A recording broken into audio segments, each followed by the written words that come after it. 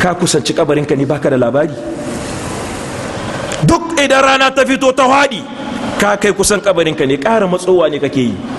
innal mauta alladhi tafirruna fa innahu mulaqikum. mutuwa da kuke gudu wallahi babu mutuwa a bayan kowa, babu wanda mutuwa take bayan shi, kowannen mu mutuwa tana gaban shi ne.